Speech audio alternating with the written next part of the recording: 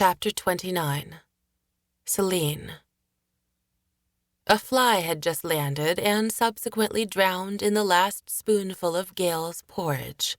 She was contemplating scooping up fly and porridge in one last bite anyway, but on second thought, considering where the fly had likely been and the proliferation of waste in the city, she set aside the bowl and spoon on the wooden walkway beneath her.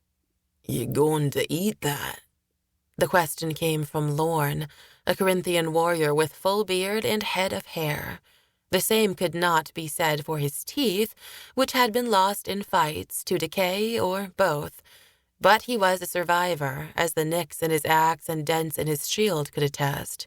She imagined his gut could handle whatever contamination the fly brought. "Help yourself," Gail said. "There's a fly in it." Lorne promptly set to scooping the sides with his fingers and licking the rim. She reminded herself not to use that bowl again. "Can't be choosy in such times as a siege," Lorne said, sucking his fingers clean. "You'll regret it later when the food is scarce." Aye, I might. Or I might not have the bloody flux. She looked out from the raised ramparts of the castle's curtain walls over the city and toward the host of Maurvant that continued to gather, trampling and burning the fields of wheat, barley, and beans that ringed the city. The tribesmen, having taken the bait, decided to reveal their numbers, laying siege to the city, coming to fight the combined forces of the Antons and Corinthians on a battlefield of their choosing. And what numbers they had. Numbers even Gail had not expected.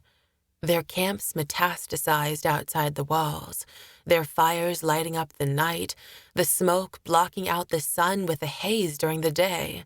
It would have been Gail's tactic to attack them as they gathered, to keep them off balance, but the safety of the city walls had proven too tempting, an advantage that had been too good to pass up. And the people of Karrith had shown hope since the arrival of the Antons. They had mobilized to build wooden hoardings to increase the height of the castle walls. Darid had been chief architect, stretching what little wood they had to design ramparts to crown the stone battlements. Wooden buildings had been disassembled. Kitchen tables, chairs, beds, even school desks had been contributed to the effort.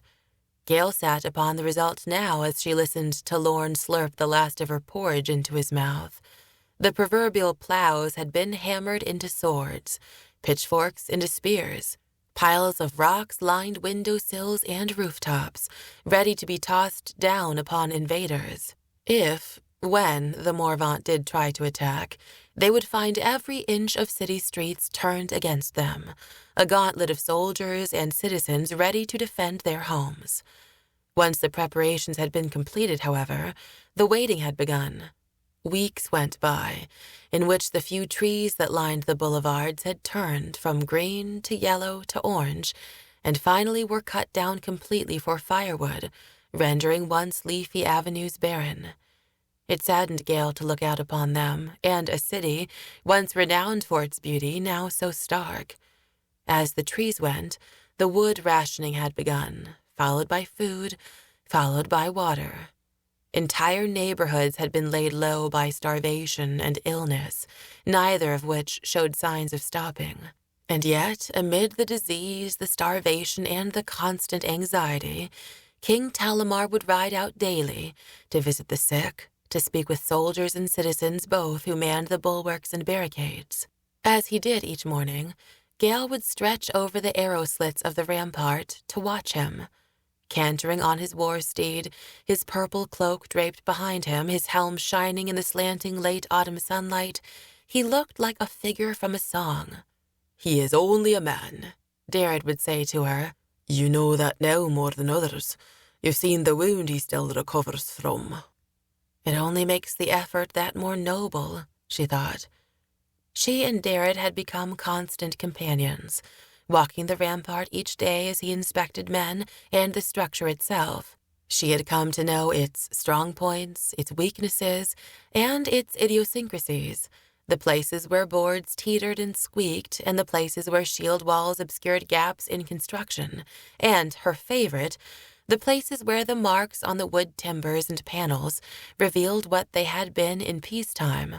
A front door now serving as a walkway, a kitchen table hacked so that it now offered arrow slits, and even a child's school desk turned into the steps in a stairway. 2 children had exchanged insults by carving them on the face of the desk in choppy, crooked letters. Daisy eats mud pies. Billy kisses dog lips. Daisy loves Strummer. Billy loves Heather. Daisy loves Jules. Billy loves dogs. Daisy loves dog shite. Billy loves to eat cow dung. Daisy loves old farmer Fats. She hoped Billy and Daisy grew up to be great lovers one day. She wondered if they were exchanging insults and pulling one another's hair at this very moment. She dreamed about them, about all the Corinthian children she saw, managing to play in the alleyways and courtyards, wherever they could find space to toss a ball, jump a rope, and scratch drawings in the dirt. They merged with faces of children she had betrayed and sold into slavery, staring at her by turns pleading and by turns accusing. Then she would wake. Always Darid was beside her, watching over her when she took her rest. It was hard to sleep well during the siege, always expecting an attack as they were. The constant state of readiness took its toll. Men looked weary, red in their eyes, rings beneath. Gail felt always drowsy, never refreshed. Perhaps this was part of the Maurvant's strategy, to simply wear them down into lethargy, weakness, sickness, and surrender. Talamor made his rounds this morning like all others. Gail stretched to her tiptoes to look. Darid reminded her that he was just a man. Lorne asked to finish her gruel. One day into the next they wore on. That afternoon, Patrick and Kevin came to visit her. "Care for a walk? We are going down to the lower city," Patrick said. His face was leaner since the last time she had seen him, Kevin's too. She looked to Darid, who nodded his approval. "What if there is an attack?" she asked him. "Then it comes. We can't always live in fear," he said. "After all, King Talamor still tours the city," Kevin pointed out. "He certainly does," Gail said. "A leader who knows his men." She took Darid's leave and walked with her friends down to the ladders that reached into the inner bailey of the castle, where a few nobles, lucky enough to have their houses within the curtain walls, lent their homes out for officers' quarters. "I wish I were lucky enough to be stationed there," Kevin said as they descended past a balcony where an officer relaxed with his feet up, a pipe in his hand and the shadow of a woman moving against the wall of the room behind him. "Aye," Patrick said, his eyes peering into the room, eager to spy the lady, but he was disappointed. "It sure is better than the shite we've been stationed in." "Has it been so bad in the lower city?" Gail asked. "We'll show you." They passed through checkpoints, some official, others manned by citizens volunteering, doing their best to ensure order and protect their families. Generally, with their Anton garb, Patrick and Kevin passed through without trouble, the Northerners still seen as saviors, even though they had done no more than hole up with the rest of the Corinthians in the overflowing capital. The thought made Gail spit, but she was still glad to be with her friends. She lacked an Anton surcoat. One could not be found that was small enough for her, and her size otherwise might have kept her from being allowed to the forwardmost streets that would be the front lines in any assault. The second stories of most houses had been deconstructed, even demolished, the debris tossed into the street for barricades or to be used as missiles to throw at raiders. Red clay tiles that had covered roofs had been removed, stacked in wheelbarrows, and carted off to the city walls also to serve as projectiles. As a result, many of the houses of the lower city now were covered by tent canvases. "The locals have taken to calling their neighborhood Canvas Town," Patrick said. "Do any locals remain? It seems mostly soldiers billeted here," Gail asked as they threaded their way between piles of rock left in the street to slow any invaders. "A few," Patrick said. "They've stayed behind to protect their own homes. A few patriotic grandmothers have remained as well to cook for soldiers. The rest of them have doubled up in blocks in the upper city, closer to the castle walls, Kevin said. Gail watched as an old woman emerged from the dark interior of a house, its upper story stones chipped loose and rearranged into a sort of improvised guard tower, where a mix of regular troops, Corinthian and Anton, and ununiformed volunteers sat joking as they made arrows and strung bows. The woman dumped a chamber pot into the gutter, which was already overflowing with gray waste. The smell here in the streets was overpowering as gutters everywhere. Whichever way the wind blew, there came no relief. Noxious smells and eye-watering smoke assaulted the senses as residents burned trash that usually was hauled outside the city walls and burnt in middens, but which were now too close to the range of the Maurvant's arrows. A few small children had slipped around the barricades and played in the empty alleyways. They were mostly boys, too young to fight, but that did not keep them from clacking together wooden swords and calling out shrill war cries at one another. Gail stood arrested by the sight. She had trained children just the same age to be killers, brainwashing them until the souls were absent from their eyes. She had made their minds race with heady brews to make them wild berserkers in battle, forgetting themselves so that they would slay their own kin. And she had plied them with drink at night to forget the nightmares that had dogged them. They all had become more cold-blooded than any of her father's henchmen. Now she felt sick at the thought, her stomach roiling. Each clack of the boys' wooden swords was like a hammer on her head. "What are these children doing down here?" "Searching for glory, I suppose," Kevin said. They would find nothing but ankle-deep shite and blood strewn across the streets if they stayed too long. They would see grown men crying out for comfort like children themselves, for their wives, for their mothers. "Gail, are you all right? You look pale," Patrick said.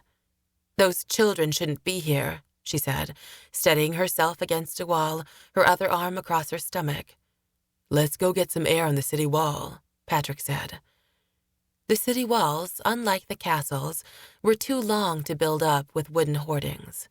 Instead, they were lined with men, nearly every foot soldier of the Corinthian army, racks and racks of arrows and spears and cauldrons of oil. Patrick had been right. The air here was far less foul, as a fresh breeze blew over from the no-man's land between the outer walls and the Maurvant lines, but it carried with it the scent of the thousands of campfires burning. The sick, heavy feeling that had come over Gail felt no lighter. They squeezed between bunches of men and even a few stalwart-looking women who had taken up arms themselves. Gail envied them, not only for their openness of their gender and the liberties they had seized, but the signs of full womanhood on their bodies, full breasts and hips. It did nothing to improve her mood. They eventually came to a drum tower where the wall began to angle away from the front lines and backwards toward the castle hill. As if by unspoken agreement, they all three stopped, staring wordlessly at the gathered host. "Perhaps they will wait us out, wait for the food to run low, the shite to pile higher, and the bodies too from starvation, from the flux," Patrick finally said. "I'd rather die fighting than in a bed of my own filth," Kevin said, picking at some loose mortar between stones. Before, Gail would have accused him of bluster, but he had seen battle now, up close, and sickness too. Faced with such alternatives, she would choose the same. But perhaps Patrick was right. Perhaps the Maurvant planned to wait them out. "No," Kevin said, the bits of mortar scattering about his boots as he brushed one hand off with the other. "Why gather such numbers, then? It's been long enough. Look how they have been spreading their ranks today, how they have tapered their lines. I think they are preparing to attack, as soon as tomorrow." Gail didn't know whether to hope he was right or wrong. She wandered back to her position on the castle wall alone, her arms crossed over her chest. The soft, soothing notes of worship chants drifted out of one of the houses she passed. Karrith was no place for inquisitors. The people here openly practiced old beliefs, praying to gods, putting out charms for fairies, and talismans to ward off demons. The Antons, being visitors, turned a blind eye to it. Gail was not sure what to believe in. She'd mostly shunned superstition until she had seen the font, and while she could not explain what had happened to save the slave girl, Katlyn, the font had failed her.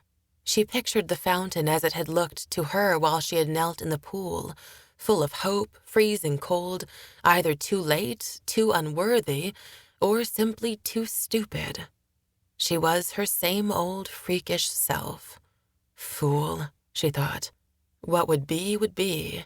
Their fates were already sealed, unchanging, just like herself. Or was it? Were not actions a measure of a man or woman? Even if she could not imagine herself different, when she had met Darid, Patrick, Kevin, even the king's eyes, she knew they saw something different, someone else, someone who was just short of honorable. She chided herself. Honorable. She could only dream that the scales would tip so far as that. No. When the curtain closed on this life and the veil opened on the next, she knew the faces that would be waiting for her.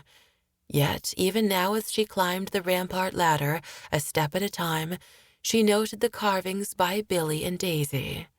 Daisy eats mud pies, Billy kisses dog lips, and she felt a fierce urge to protect that innocence that still existed in the form of children squeezed in between their parents and the soldiers in the city below, if for no other reason than to atone for Avenger Red. She found her master leaning against the parapet of the south tower. He was not alone. A statuesque woman with long curly hair and glowing ebony skin stood beside him. A yellow dress draped loosely over her frame, and a silver chain belt hung on her ample hips, encircling a tiny waist. Her eyes turned on Gail and glittered over sharp cheekbones. A silver necklace balanced a green jewel that winked like an eye on her breasts. Gail felt short of breath. The envy she usually felt for women in the prime of beauty was absent, replaced fully by a sense of inadequacy, even worse than when she had first met the king. She felt grubby, dirty, and as opposite of feminine as water was to fire, earth was to air. A faint scent of lilac water enveloped Gail like a gentle embrace. The woman smiled, her teeth all the brighter in her dark, complexioned face.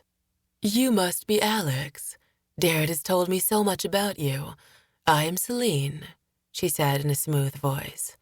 Darid smiled, wiping a drop of juice from his chin.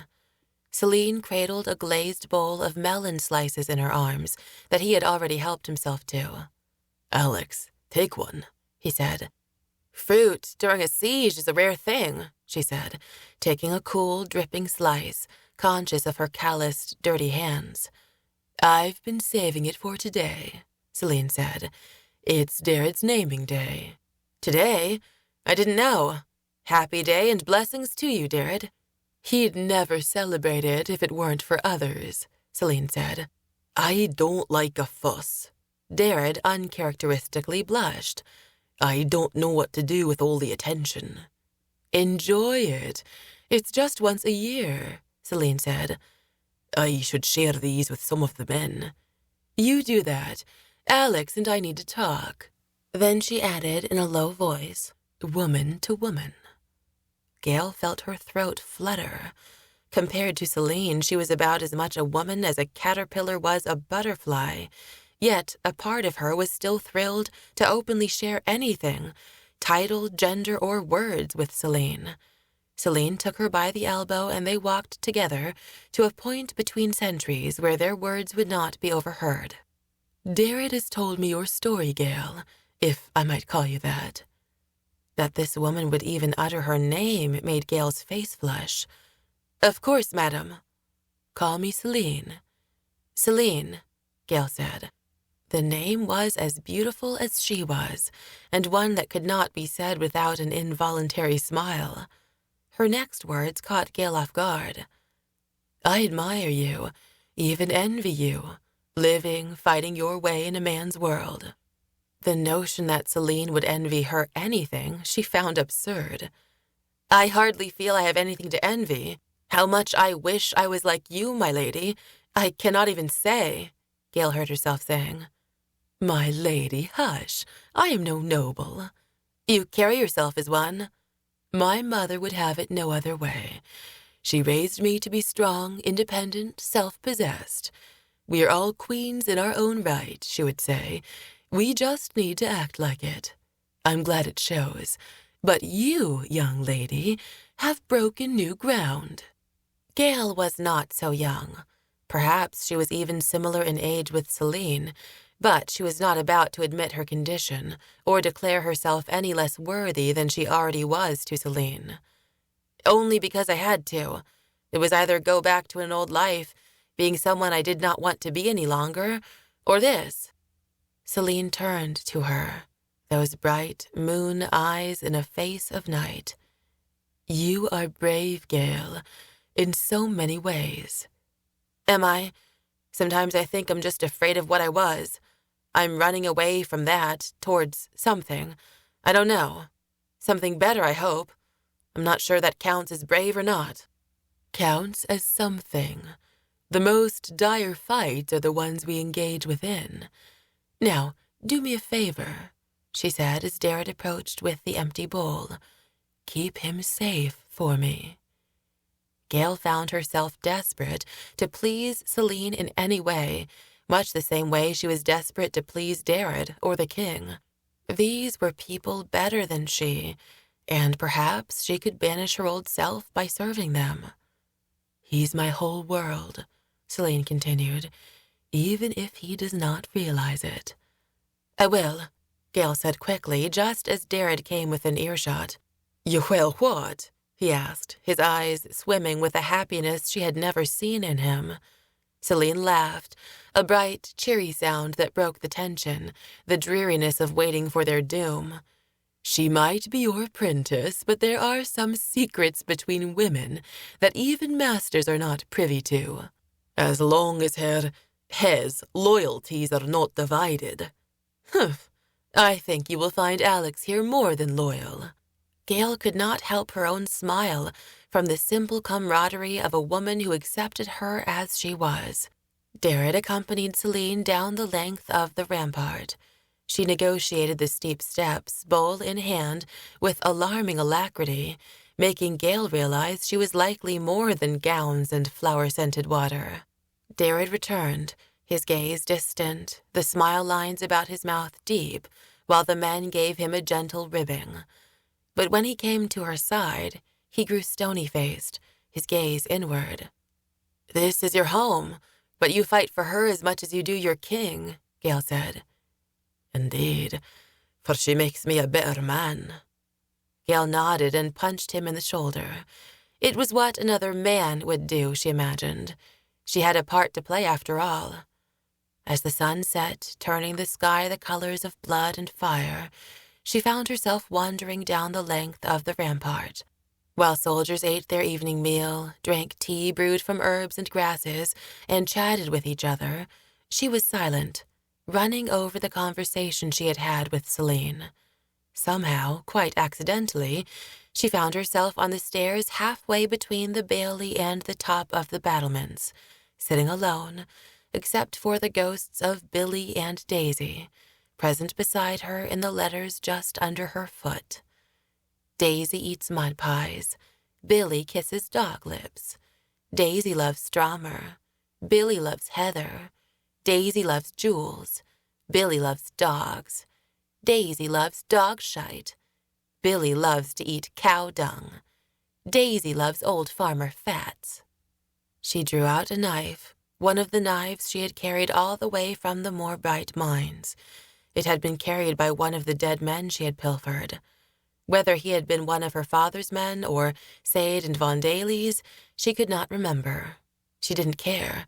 except to hope that the blade served a more noble purpose now as she twisted its point into the wood and carved 3 more lines. Billy loves Daisy. Daisy loves Billy. Forever. Chapter 30. The Siege. Kevin was right. The attack came at dawn. It was no surprise, since it was impossible not to see the ranks of Maurvant foot soldiers gathering. They were a great, innumerable mass, but strangely enough, there rose no siege towers, no catapults, or other machines for attacking the walls of a city. But they had numbers. The small raiding parties were gone, swallowed up now by thousands of infantry. That so many lived in the arid steppes or even the lands beyond, Gail had never imagined. It felt as if half the world stood ready to storm the city. Then the lines were surging forward. The sound of horns and drums were drowned out by the cries of men, cries that were reminiscent of the crashing sea or a storm-born wind. In an instant, the waiting was over. The lethargy, the tedium of the previous weeks evaporated, replaced with an acute alertness, an aliveness that Gail would have welcomed had it not come on the cusp of inevitable violence and death. King Talamar rode with his Anton cavalry down to the main gate to reinforce the Corinthians there. Rangers and soldiers lined up along the shield wall, nailed to the wooden rampart alongside Gail. Whether they had been just roused from slumber or they had been awake all night on a shift, they all stared out with eyes wide, jaws set. A young soldier vomited, then another. No one took notice except perhaps Gail. "Steady, Alex," Darid said, placing a hand on her shoulder. "Ready your bow." She did, but there was no use just yet. The surge of fighters was still approaching the city walls. On the castle walls, they were still too far removed to engage. So they watched. The surge splintered into 3 fronts, like a 3-pronged pitchfork hurled at the city. The central ranks converged on the western-facing main gate, where Talamar and his men had just ridden. The other 2 flanks split in opposite directions, for the city's north and south corners, where the walls met the stout drum towers. Gail did not understand this strategy. The gate was the only way in through the walls, and the drum towers were well defended. "Is it just a diversion?" she asked aloud, but no one was able to offer an opinion. Instead, they watched in horror as the Maurvant surrounded the towers, waves enveloping a rock, and began to climb. The tower walls offered few footholds, even fewer handholds, and their defenders rained down projectiles, but the Maurvant had numbers that were too great. They swarmed the base, the mass of bodies too thick. Chaos turned to order as ranks of men lifted one another, building upon their bodies, feet on shoulders forming human pyramids that grew in height until the first raiders were at the level of the balustrades and soon were slipping through. The defenders, unprepared for such an assault, were overrun, the sound of clashing steel and war cries reaching across the city streets and over rooftops to the castle walls. "The distraction is the attack at the gate," Darid said. "They never intended to take it." Now the Maurvant strategy was laid bare. Take the towers, sweep down the city walls, making a direct route around the defenses mounted in the lower city, and stage an attack on the castle mount itself. It was unorthodox and bold, and completely in keeping with their tactics thus far. Gail cursed herself for not anticipating as much. But perhaps Darid had, for it had been his insistence that they raise the castle walls with the hoardings in the first place, as if he had known it would come down to a battle not for the city, but for the castle proper. "Ready yourselves, men," Darid called out. Archers knocked arrows, others readied rocks and slings and cauldrons of oil. The Maurvant made their way down the walls like poison flowing through veins to the heart. When they were even with the castle hill and beyond the fortifications of the lower city, they rappelled down on ropes they had carried with them, dashed through the abandoned streets and winding alleyways, making their way to the castle. In the courtyard below, all was eerie silence, as King Oion waited, his shining armor oversized on his weakened and hunched frame. It was a display, but it was not worthless. The sight of him, waiting with his ranks of green-clad men, was heartening, Gail knew, to the men on the walls. Yet it was a gamble, too.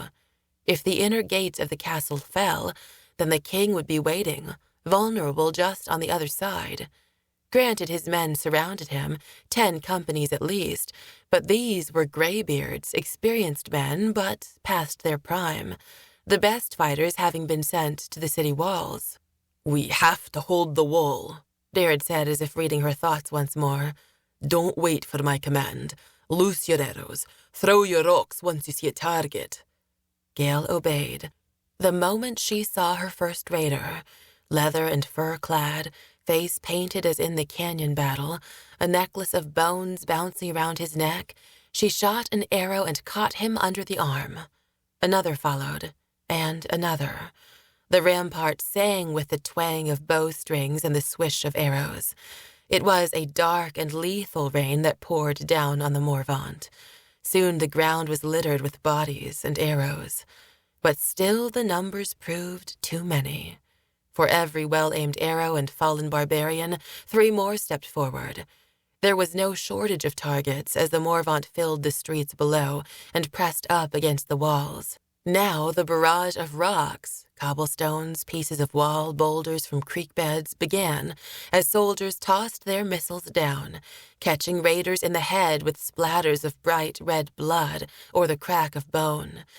Yet still the Maurvant came, their numbers swelling. They were no longer distant figures or an indistinct wave of bodies. They were individuals with beards, scars, and sweat-streaked muscles, panting, howling, and grunting as they forced their way into a city that was not their own. Gail hated them, and she read the same fierce determination in the Corinthians beside her. Karrith was a home that belonged to all of them that morning, and they fought like it. The hoardings served their purpose, and Gail felt no shortage of pride as the Maurvant attempted to scale the castle walls in the same fashion as they had the city walls, only to be denied by the overhang of the rampart, which added not just height, but a ledge to climb. It proved an impassable angle for even their most acrobatic climbers. A few came as close as wrapping a hand around the edge of the shield wall, but defenders waited there, ready with sword, axe, and hammer, and sent the unlucky attackers plummeting into their comrades below.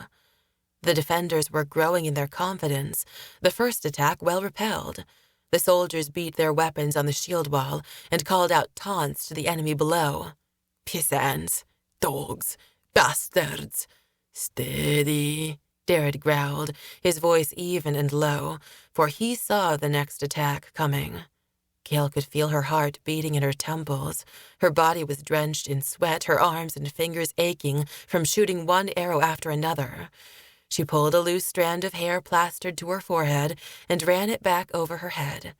By instinct, she stretched her hand back to smooth out a ponytail that was no longer there. She dropped her hand instead to her quiver to clutch her arrows. A handful left. She would have to be judicious with them. Then she would fling rocks and swing her sword with the others. The Maurvant were adapting. Although their numbers were thinned by the barrage from the castle walls, they formed up into tight bunches, their shields interlocking. Now it was the work of the soldiers with the hot oil to pour it down on the shell of shields. Men screamed below, but for each shield that dipped or fell, another closed the gap around it, denying Gail a clear shot at the tangle of bodies beneath. "Shite!" she cursed as the shields on one cluster parted before she could react, and Maurvant archers sent fire arrows streaking overhead to land in the bare earth of the courtyard, the cobblestones having been removed to be used as projectiles from the castle walls. The first fire arrows fell harmlessly, but others struck rooftops of the nobles' houses, and the thatch covering began to smolder. The king's guard of graybeards moved with urgency to douse the flames, eager to engage in the fight in any way they could. Let's hope that is all they have to do this day, Gail thought. More arrows flew overhead, leaving trails of smoke against the blue morning sky. A clear day for the gods to see the conflict below. Gail drew back her bowstring, staring down the shaft of an arrow at the roof of shields below, waiting for another opening. One appeared, and her bowstring thwanged as she let the arrow fly. It slipped just inside the rim of a shield, but she was unsure if it struck true in the darkness underneath. Then a light flared, this one distinct, for it was more yellow than the red-orange flames that had rippled on the ends of the fire arrows so far. This yellow fire arrow she saw lifting skyward was pointed directly at the wooden ramparts, the flame tinged with green, burning with some chemical concoction that the Maurvant had prepared for this purpose. The bowstring snapped forward. Others followed. These arrows with the yellow-green flames struck the wooden struts of the shield wall. In an instant, a blue flame raced over the timbers and the wood took light. Soldiers unlucky enough to be too close to the pop of flame were quickly wrapped in tongues of fire themselves, screaming and waving their limbs, which only fed the feathers of fire.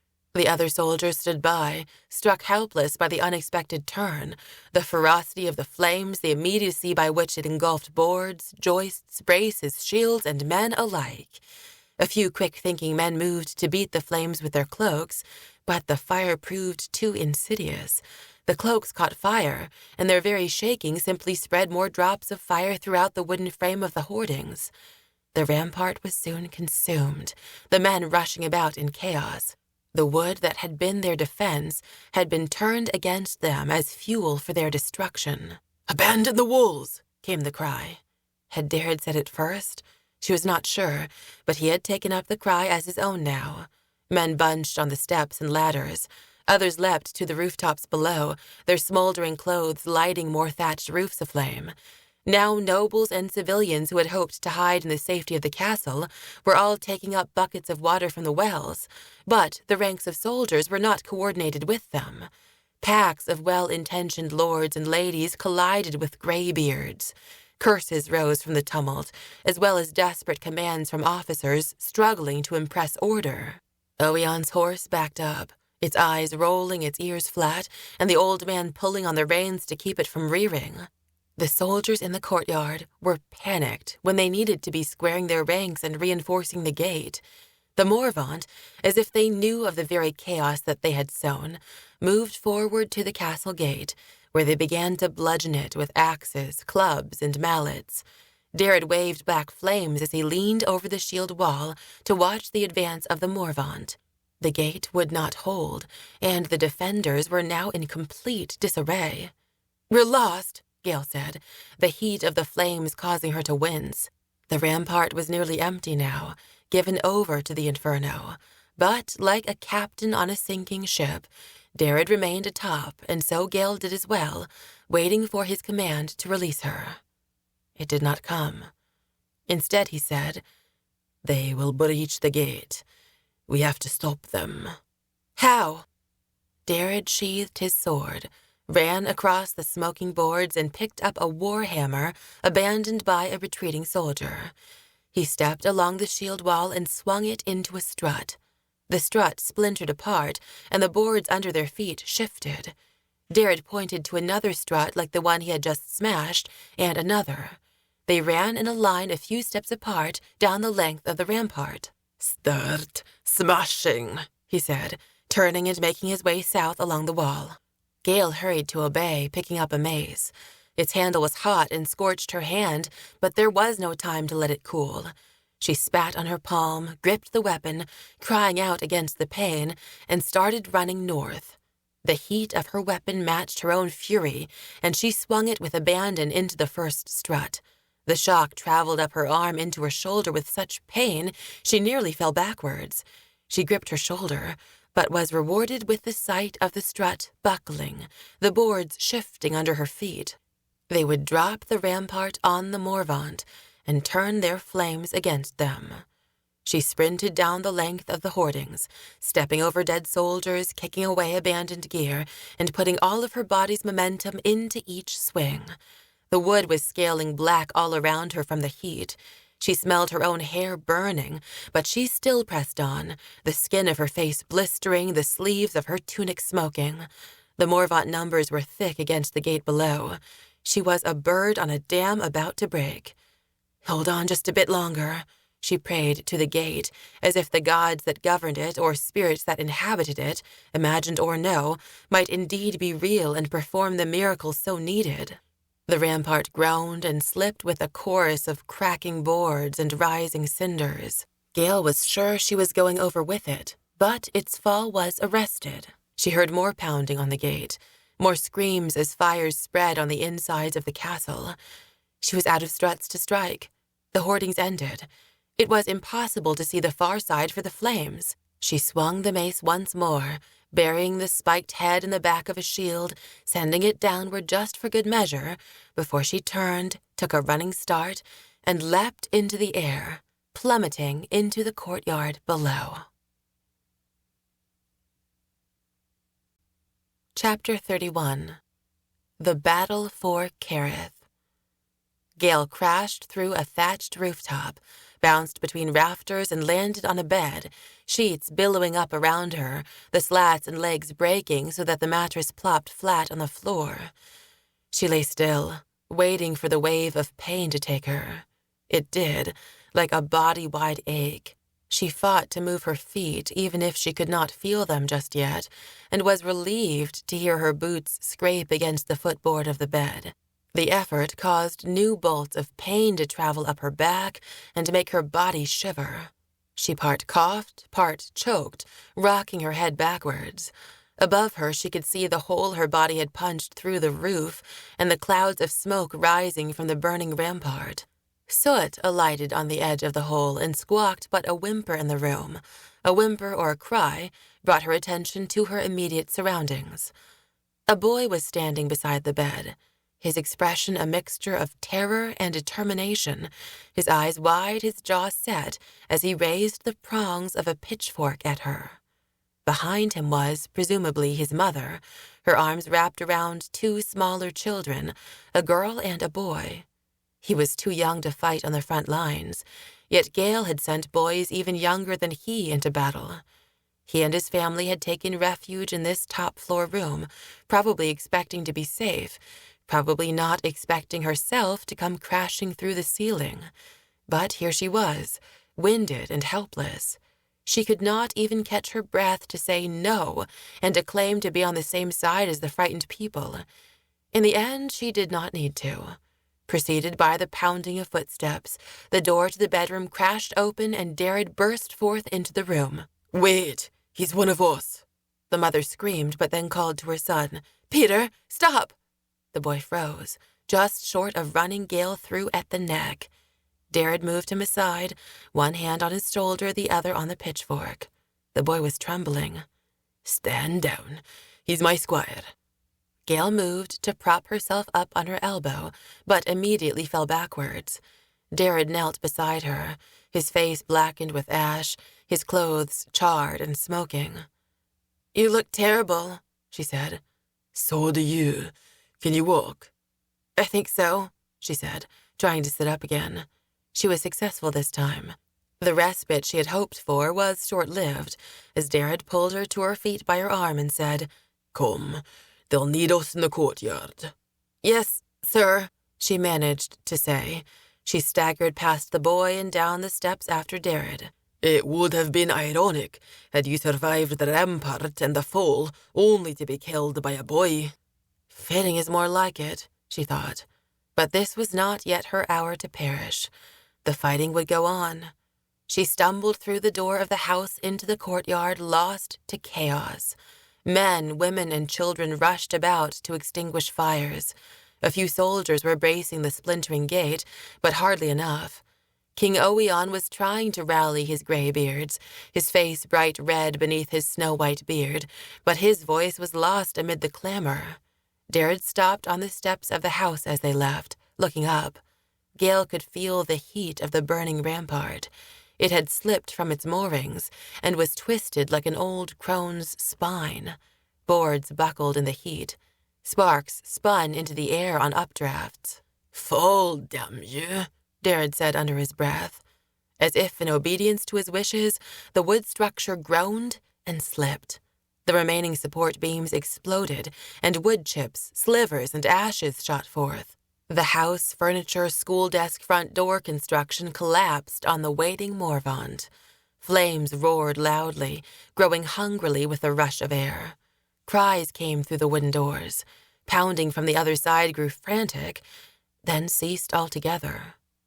Gail followed Darid, and the remaining soldiers followed her up the stairs to the original battlements. These were the walls the Corinthians knew well, where they had performed guard duty, cheered on parades, and watched royal ceremonies. The stone was too hot to touch with bare hands, but the men beat on it with the pummels of their swords like war drums, their resolve returning. It only grew when they caught sight of the carnage below. The burning wreckage had trapped the Maurvant raiders beneath it. The smell of immolated flesh was thick in the air, and Gail's eyes watered from the smoke billowing from the base of the castle wall. But she could not look away. There was a growing sense that something had turned. The Maurvant numbers had thinned. The spirits of chaos and confusion now took hold among them, and the tribesmen ran about, directionless, their ranks scattered, their order lost. Then came the horn blast. It echoed through the streets of the upper city, followed by the sound of drums. No, she heard wrong. Not drums, but hoofbeats. Horses fast approaching their position. The men around her did an inventory of arrows, spears, and remaining weapons. They were much closer to the ground now, on the original castle walls. Gail shared their feeling of vulnerability. She reached for her quiver. Only a few more arrows remained. She knocked one back with a sigh and a swallow. She didn't need it. The riders that turned the corner were clad in purple, blue, and green.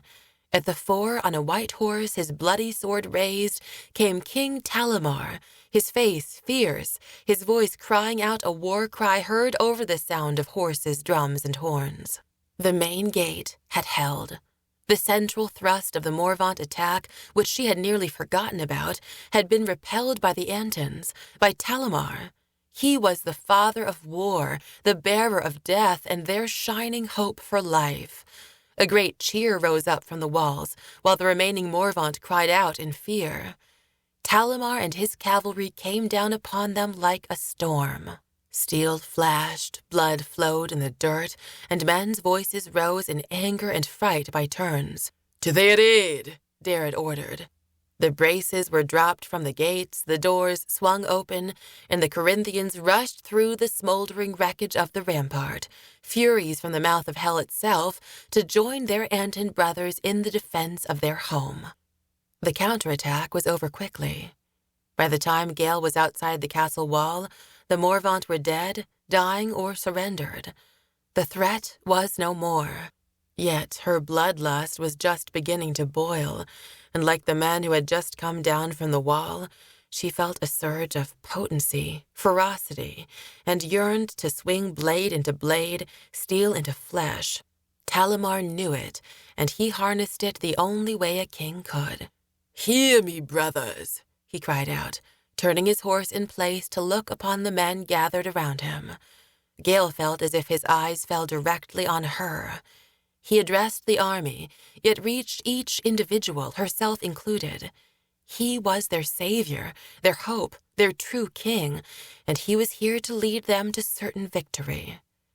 "Now is the time to strike back. Now is the time to save your city, your families, your children, your wives, your homes. Ride with me, and we will finish this." Gail screamed until her voice broke, then screamed some more. A riderless horse, its owner injured or dead, galloped wildly past her. She seized its reins, swung her legs up into the saddle, and struck the flanks with her heels. "Gail, wait!" Darid said from behind her, slipping and using her real name. "Come on," she said, spit flying from her clenched teeth. We have to ride with him." She barely waited long enough for Darid to mount another free horse. Then she was off, following the flow of soldiers and riders back down through the city after the king. She finally understood the power of royalty, of leadership, its ability to inspire hope and action. In her, all the more so, for she knew this man, this king, knew his vulnerabilities. He had been human before her, and so she was in awe of him all the more for it. She kicked her horse harder. This was redemption. She cursed as her own brothers, Karrith and Anton, blocked her way in a bottleneck of streets. Brothers, she thought. She never had felt such solidarity with her fellow Anthorians. She was reborn, and like a child, she was impatient and knew no restraint. She pulled on her horse to the right down a side street.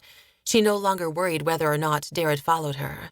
She was connected to something bigger now, a tide that carried her away into the final decisive battle. The side streets were not made for taking at a gallop.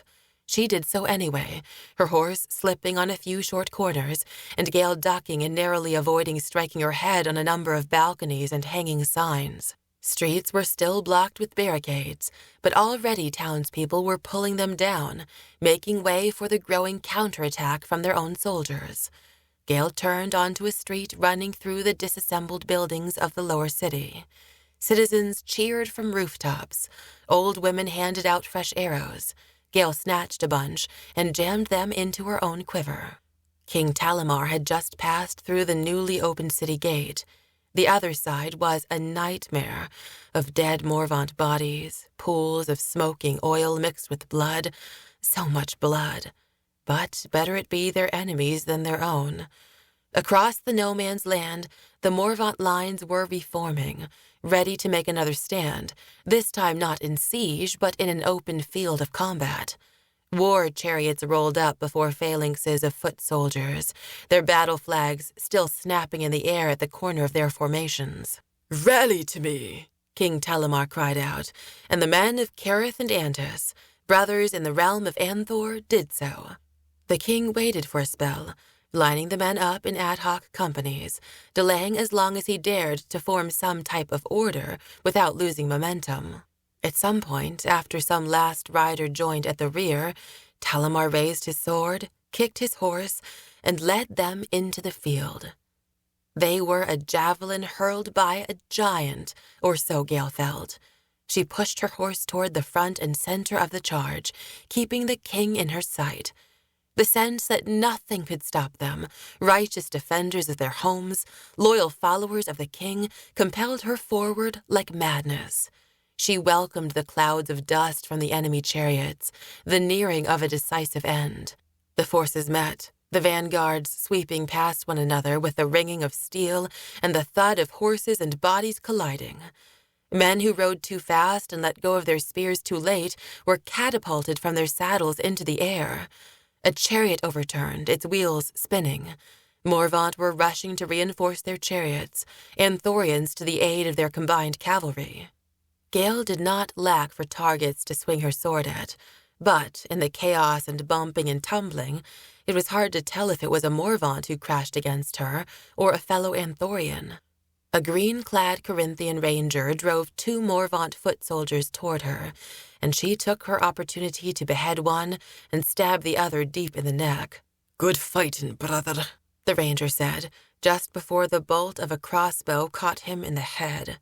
His eyes rolled back and he tumbled off his horse. Gail moved to help him, but hearing the sharp clicking sound of more crossbows, she instead ducked low on her saddle. For one time in her life, she was grateful for her small stature. It saved her, for she felt a bolt whip past her collar from behind before it lodged in her horse's neck. He twisted beneath her, wild. She had no hope of controlling him. He tottered into a line of Maurvant spearmen, and they rushed forward, impaling him further with their spears. The horse lost, Gail rolled off his back, drew an arrow and had it knocked back before the horse hit the ground. She let fly and took one of the spearmen out with a shot to the neck. Another close to her charged. She was not about to take him on, big as he was, so she turned and ran. Answering cavalry almost trampled her. She dodged an Anton rider who swept past and dispatched the pursuing spearmen. "Kevin!" she yelled out, recognizing her friend. "Alex, quick, get up!" She leapt onto the hindquarters of his horse, gripped the beast as best she could with her thighs, and began to loose one arrow after another, providing Kevin cover as he rode deeper into the fight. The ground was awash with blood, the desolation and horror of the fresh battlefield. At the horse's feet were the red and severed limbs and the colorful organs of the disemboweled men, mouths stretched in rictuses of pain. She watched two men struggling hand to hand, one biting the face of the other. Horses ran wild, their sides sliced open to expose rows of ribs. "There!" Gail cried, hitting Kevin on the shoulder. "The king is there! Ride to—" But her last words did not emerge. They caught in her throat, as did the voices of so many of the warriors, Maurvant and Anthorian alike, as a vision from fireside tales or nightmares stepped into view. The creatures came from the Maurvant side. 3 beasts, 4-legged, black with yellow eyes and blue-black nostrils on snouts that were cross-hatched with wolf-like fangs. They were not horses, not deer, but somehow Gail knew them to be elk. Twisted, perverse, dark specimens, but elk nonetheless. Some cousins of the one she had seen accompanying Darid and Katlyn, for each one bore a sterling crown of metallic antlers, each branch ending in sharpened points. The monsters trampled Maurvant and Anthorian alike, but it was clear they moved towards the king, meeting his outriders and slaying their horses, opening their necks with gashes from their antlers, only to impale the riders themselves or toss them end over end into the air. The Maurvant knew the beasts and fell in behind them, slaying the riders and foot soldiers they left wounded in their wake. Anton and Corinthian captains, civilians, regular infantry soldiers, all that was left of the Anthorian charge circled the king, but their numbers soon dwindled as the beasts savaged them. "Come on, we have to help," Gail cried out. But Kevin's horse spooked, catching whiff or sight of the foul creatures, then reared and tossed them both. Gail landed on a dying man, his chest deflating with a groan, air bubbles bursting out of a bloody wound on his side. She drew an arrow and let fly at one of the beasts nearest the king. It struck a Maurvant, but not the elk. She tripped forward over bodies, over broken weapons, while the ring of defenders around Talamar grew smaller and tighter. The king was unhorsed, dueling man-to-man with a Maurvant captain.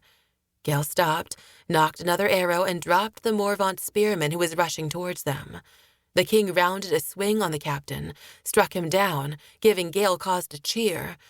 But it was short-lived.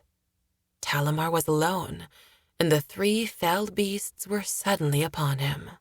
"No!" But her cries did nothing to stop the execution that took place. As one, the 3 beasts converged on the king, the crowns of spears punching through his armor, finding his flesh and digging deep. She watched as his sword slipped from his hand, clattered through the antlers of one of the monsters, then dropped to the ground. She was so focused on the king that she did not see the Maurvant raider come up beside her until it was too late.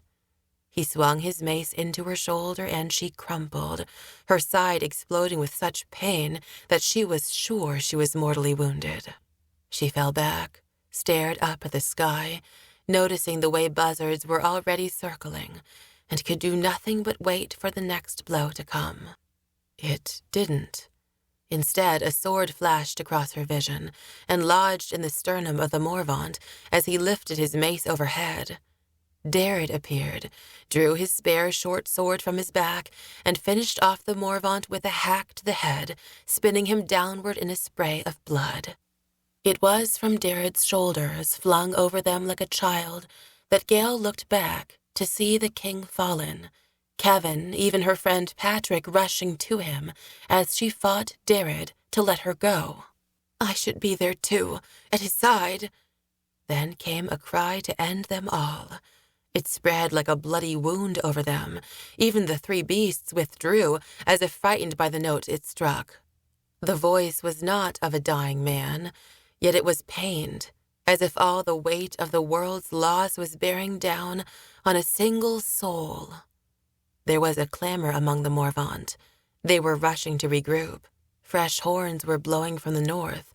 Under a cloud of dust, another charge was coming. A new company had materialized, more Corinthian rangers, fresh to the fight, and at their lead, Gail had to blink to make sure, was a rider, an Elk Rider.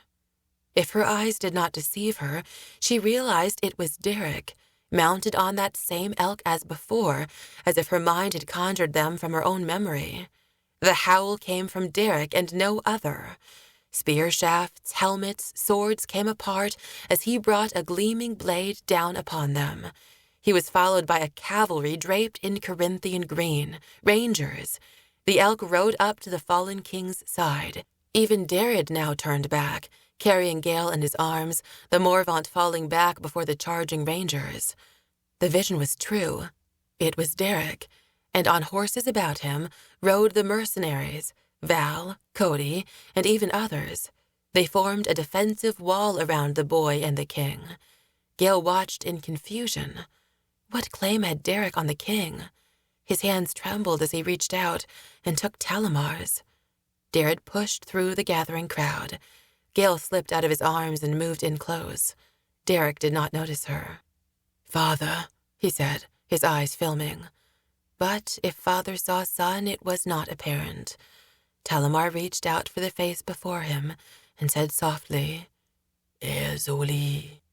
Then his hand dropped, and Darid was looking into a face that was blank. "No, no, no," she said, falling against Darid's side, at which point the man named Cody caught sight of her. "Red?" But no more was said. A horn sounded, this one from the west, as the last rallied troops and citizens marched out from the direction of the city, crossing into the battle plain, moving with precision, rank after rushing rank. The remaining cavalry, joined by the new, thundered past them into the Maurvant, who had too few fighters left to reform their phalanxes. Flags waved in the arms of city dwellers, running out into the field and climbing up upon the walls. More trumpets blaring. Wild drums were beating. The Maurvant lines were breaking. In the center of it all, warriors had turned to mourners, for King Talamar was dead.